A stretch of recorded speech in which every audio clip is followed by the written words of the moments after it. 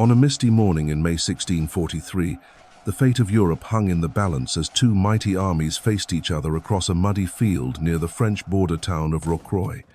The air was thick with tension and the smell of gunpowder as thousands of soldiers prepared for what would become one of history's most decisive battles. This was not merely another clash between rival kingdoms. This was the moment when the old order would crumble and a new age of warfare would dawn. For over a century, the Spanish tercios had been the most feared military force in Europe. These elite formations of pikemen and musketeers had carved out an empire that stretched from the Netherlands to Naples, from the Americas to the Philippines. Their reputation was so fearsome that enemies often fled rather than face them in open battle. But on this day, they would meet their match in the form of a brash young French commander who dared to challenge their supremacy. The Spanish Empire in 1643 was still vast and powerful, controlling territories across 4 continents. Yet beneath the surface, racks were beginning to show. The 30 Years' War had drained the royal treasury. Rebellions flickered in Catalonia and Portugal, and the silver mines of the New World no longer poured forth their endless riches as they once had. King Philip IV ruled over domains where the sun never set, but his armies were increasingly stretched thin across multiple fronts. Meanwhile, France under Cardinal Richelieu had been methodically building its strength, modernizing its military, and challenging Spanish hegemony at every turn. The Cardinal understood that Spain's weakness lay not in any single defeat, but in its inability to sustain conflicts on so many fronts simultaneously. When Louis XIII died just 5 days before Rocroi, leaving behind a 4-year-old heir, it seemed as though France might finally show vulnerability. The Spanish saw their opportunity and seized it with both hands. General Francisco de Melo commanded the Army of Flanders, one of Spain's most experienced and battle-hardened forces. These were not raw recruits but seasoned veterans who had spent years fighting in the Low Countries, learning their craft in the brutal school of siege warfare and pitched battles. The army that crossed into France numbered around 27,000 men, including the cream of Spanish infantry organized into their legendary tercios. The tercios were military formations unlike anything else in Europe. Each contained roughly 3,000 men, arranged in massive squares that bristled with pikes and muskets. At their core stood ranks of pikemen wielding 18-foot spears, their steel points gleaming in the sunlight. Around them were positioned arquebusiers and musketeers, ready to pour devastating volleys into any enemy foolish enough to approach. These formations had proven their worth on battlefields from Pavia to the siege of Ostend, crushing French armies and humbling the greatest military powers of the age. What made the tercios so formidable was not merely their weapons or numbers, but their discipline and experience. Many of these soldiers had served for decades, passing down the hard-won knowledge of countless campaigns to younger comrades. They knew how to maintain formation under the most intense pressure, how to coordinate their different weapon types for maximum effect, and how to exploit the weaknesses of enemy formations. For over 100 years, no army had been able to break them in open battle. The Spanish plan was ambitious yet straightforward. They would strike deep into French territory while the kingdom was in chaos, following the death of its king. By capturing key fortresses and threatening Paris to force itself, they hoped the French to negotiate from a position of weakness. The siege of Rocroi was meant to be the opening move in this grand strategy, drawing French forces into a battle where Spanish experience and numbers superior would tell. Standing in their way was Louis de Bourbon, Duke of Enghien, a young man who had just celebrated his 21st birthday. Where the Spanish commanders were grizzled veterans with decades of experience, Enghien was untested in major command. His appointment to lead the relief force raised eyebrows among the French nobility, many of whom questioned whether such a crucial mission should be entrusted to someone so young and inexperienced. Yet Enghien possessed qualities that his critics failed to recognize. He had spent years studying the military arts, poring over accounts of ancient and modern battles, learning from the mistakes and successes of history's greatest commanders. More importantly, he possessed the keen thinking that comes of innovative with youth, unencumbered by the conventional wisdom that had governed warfare for generations. The French army that marched to relieve Rocroi was smaller than the Spanish force, but more modern in its composition and tactics. Where the Spanish still relied heavily on their traditional tercios, The French had begun experimenting with new formations that emphasized flexibility and mobility. They had also learned valuable lessons from their Swedish allies, incorporating innovations that would prove crucial in the coming battle. As the two armies maneuvered for position in the days leading up to the battle, both commanders faced difficult decisions. Melo could have continued his siege of Rocroi, waiting for the French to exhaust themselves in costly attacks on his fortified positions. But the arrival of a relief force threatened to turn the siege into a prolonged affair that might drain his own resources and allow French reinforcements to arrive. Enghien faced an even more challenging situation. His army was outnumbered, and many of his subordinate commanders urged caution. The conventional wisdom suggested waiting for additional troops or seeking a more favorable position, but the young Duke understood that time was not on his side. Spanish reinforcements were already marching toward Rocroi, and delay would only worsen the odds against him. The decision to give battle would prove to be one of the most fateful choices in European military history. Both commanders committed their armies to a course that would determine not just the fate of a single fortress, but the future balance of power across the continent.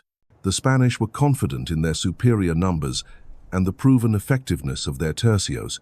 The French placed their faith in their young commander and the reforms that had been gradually transforming their military.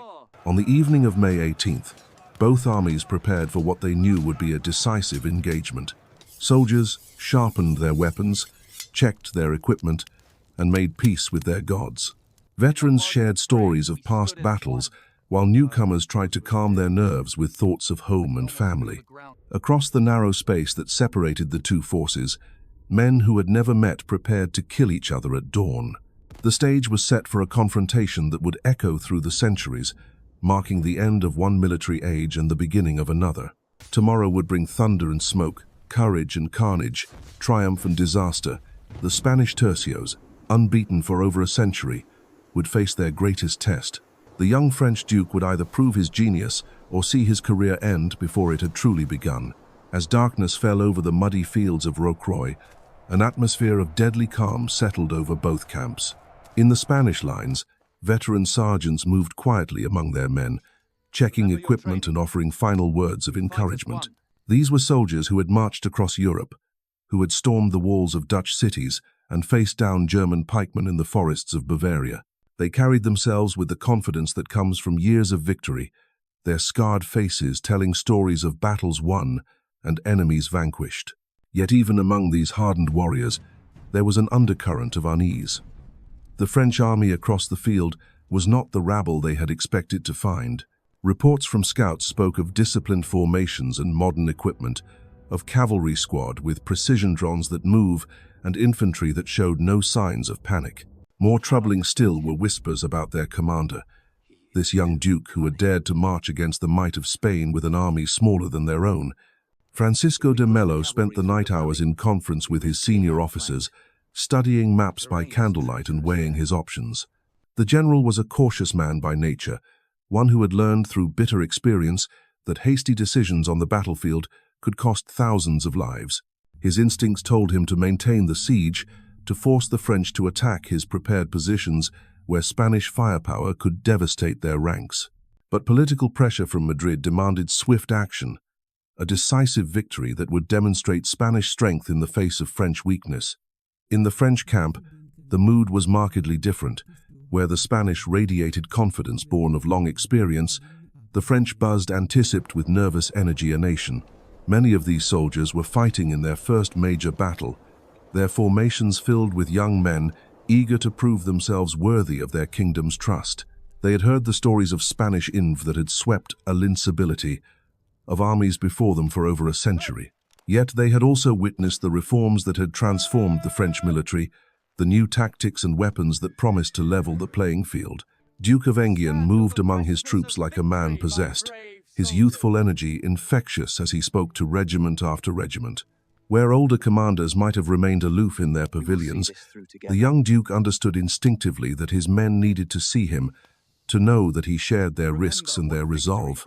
His words were carefully chosen, mixing appeals to honor and duty with practical reminders of what victory would bring. France was counting on them, he told his soldiers, and history would remember what they accomplished on the morrow. The night brought unexpected drama when a Spanish deserter slipped through the darkness to reach French lines. His intelligence was invaluable, revealing not just enemy positions but a carefully laid trap that could have spelled disaster for the French attack.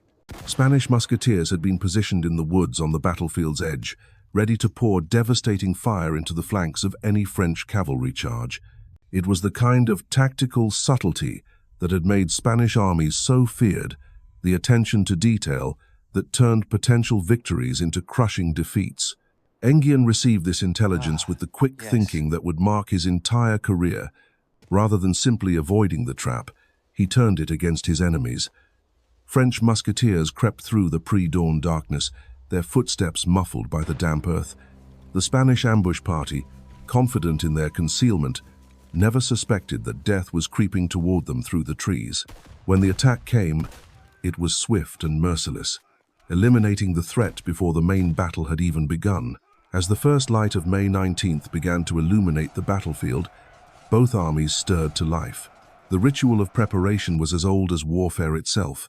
Soldiers checking their weapons one final time, adjusting their armor, and forming into the ranks that would carry them into battle.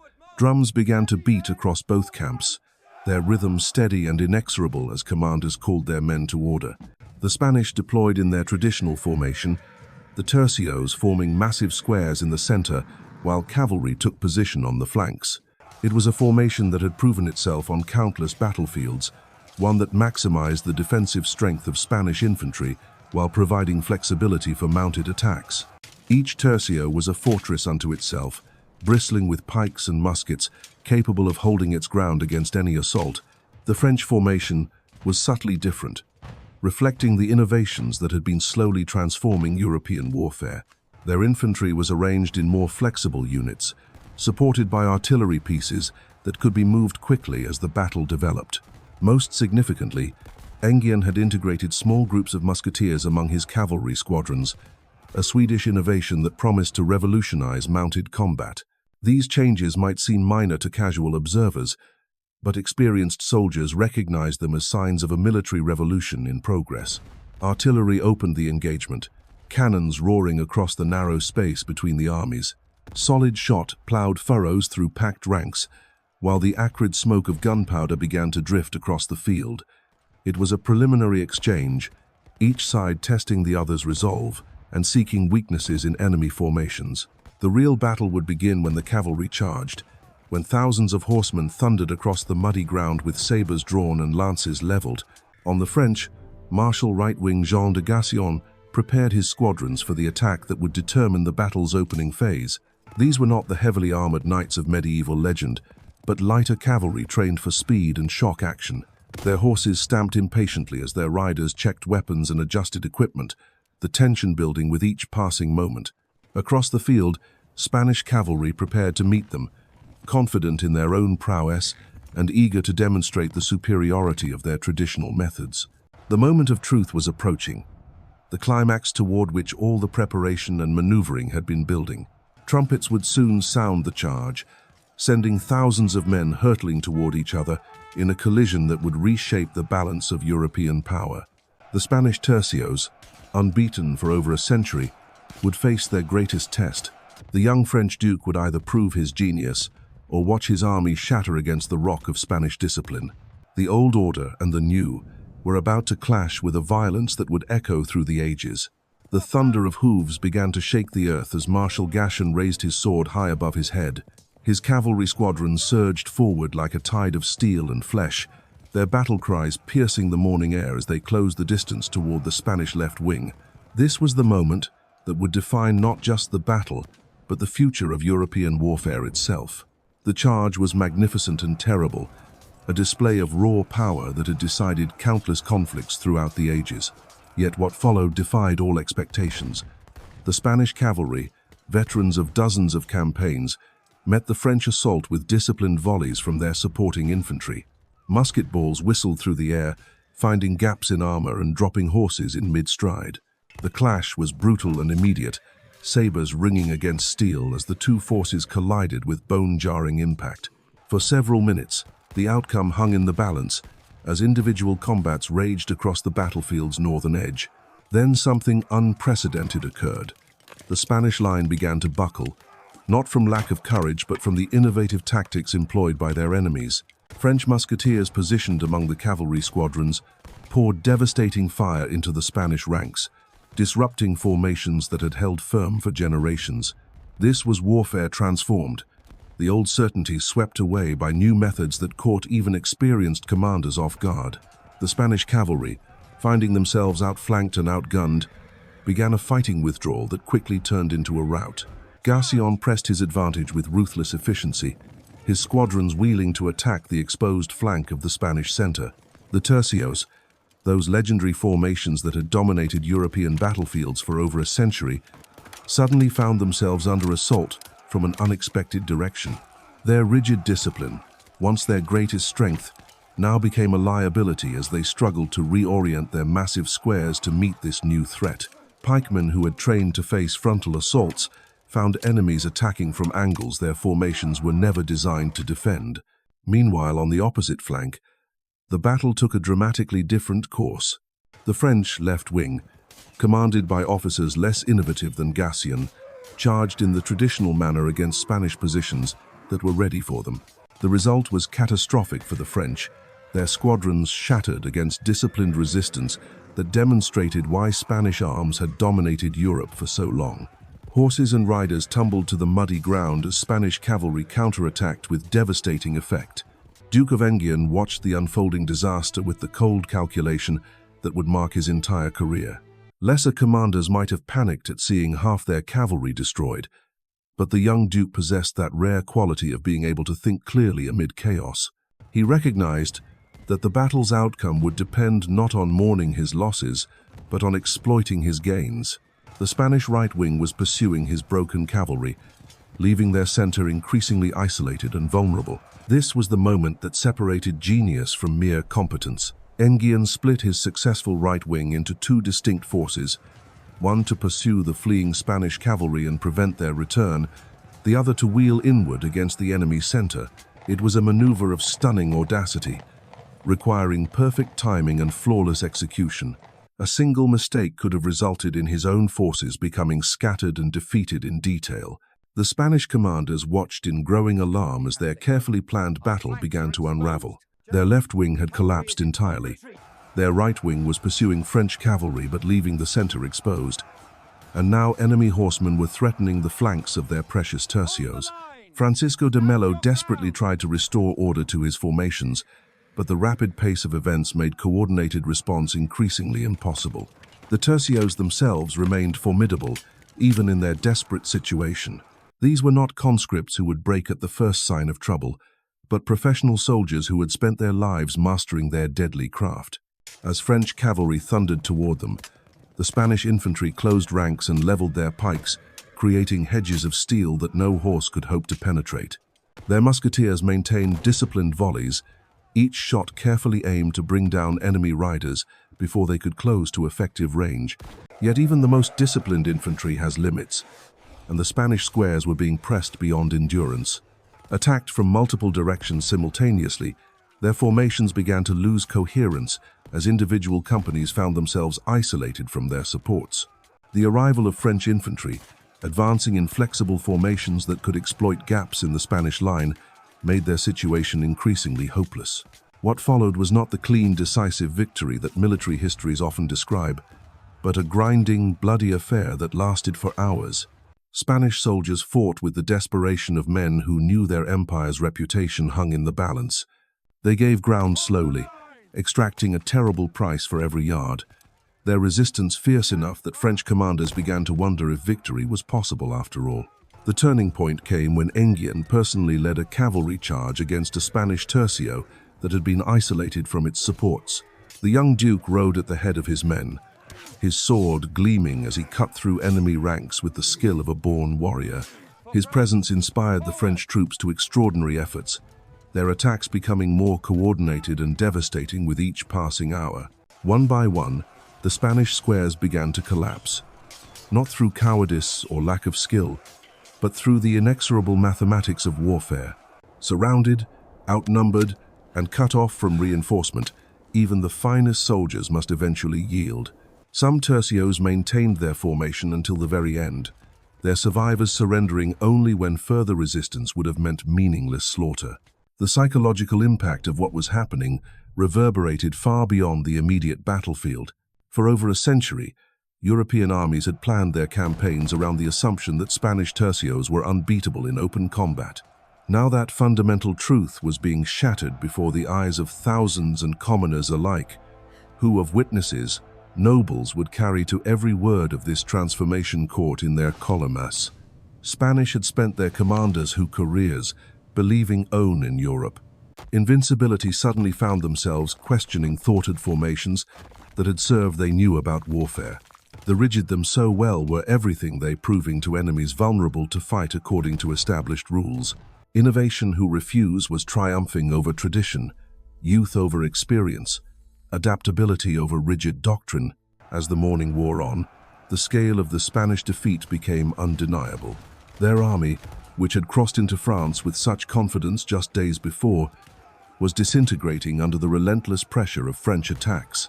Individual units still fought with characteristic bravery, but the larger structure of command and control had broken down completely. What had begun as an orderly battle was devolving into a series of desperate last stands. The collapse accelerated as news of the disaster spread through Spanish ranks. Soldiers who had never known defeat suddenly found themselves part of an army in full retreat.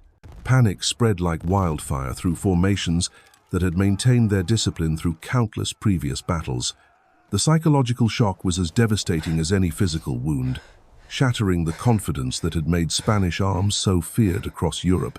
Francisco de Melo watched his carefully planned campaign dissolve into chaos, his experienced army reduced to scattered fragments, fleeing toward the safety of the Spanish Netherlands. The general himself barely escaped capture, abandoning his command post as French cavalry swept across positions that had seemed secure just hours before. His reputation, built over decades of successful campaigns, was destroyed in a single morning of catastrophic defeat. The battle that was supposed to demonstrate Spanish strength in the face of French weakness had achieved precisely the opposite result. Instead of forcing the Regency government in Paris to negotiate from a position of weakness, the Spanish had handed their enemies a propaganda victory of incalculable value. Word of the triumph would spread throughout Europe, encouraging Spain's enemies while demoralizing her allies. Yet the full implications of Rocroi extended far beyond immediate political consequences. This was the battle that marked the end of one military era and the beginning of another. The tactics and formations that had dominated European warfare for generations were suddenly obsolete, swept away by innovations that would reshape how armies fought for centuries to come. The age of Spanish military supremacy was drawing to a close, replaced by a new era in which France would emerge as the continent's dominant power. The aftermath of Rocroi sent shockwaves rippling across the courts and battlefields of Europe, like stones cast into still water. In Madrid, the news arrived like a thunderbolt from a clear sky, shattering the confidence that had sustained Spanish policy for generations. King Philip IV received the dispatches in stunned silence, his courtiers watching as the color drained from his face. The Army of Flanders, that magnificent instrument of imperial power, had been broken by a French boy barely old enough to command a company, let alone an entire army.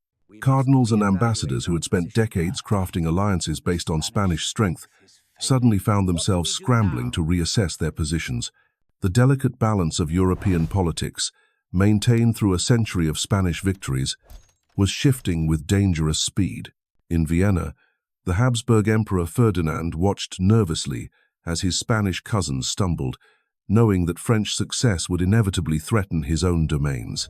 The network of treaties and obligations that held the Holy Roman Empire together seemed suddenly fragile in the face of this new French confidence. Yet it was in Paris where the true magnitude of the victory became clear. The Regency government of Anne of Austria, which had seemed so vulnerable just days before, now basked in the glow of unexpected triumph. Cardinal Mazarin, Richelieu's successor, understood immediately that Rocroi had bought him precious time to consolidate power and continue the policies that would make France supreme. The young Duke of Enghien returned to court as a conquering hero, his youth transformed from a liability into a symbol of France's rising power. The muddy fields of Rocroi had witnessed more than just another battle. They had seen the death of an age and the birth of another. The Spanish tercios, those legendary squares that had marched triumphant across Europe for over a century, lay broken and scattered like the dreams of empire they had once embodied. In their place rose a new vision of warfare, one that prized innovation over tradition, adaptability over rigid doctrine, and youth over the wisdom of years. The young Duke of Enghien had proven that genius knows no age, that courage paired with intellect could topple even the mightiest fortress of military convention. His victory echoed far beyond the immediate tactical triumph, resonating through every court in Europe and every barrack where soldiers gathered to share tales of war. The impossible had become reality, and with it, the entire balance of continental power had shifted irrevocably toward France. In the years that followed, historians would debate the finer points of the battle, analyzing formations and troop movements with scholarly precision. But for those who witnessed that fateful day in May 1643, the lesson was crystal clear. No army, no matter how feared or experienced, was truly invincible. Innovation would always find a way to challenge tradition, and the future belonged to those bold enough to embrace change rather than cling to the glories of the past.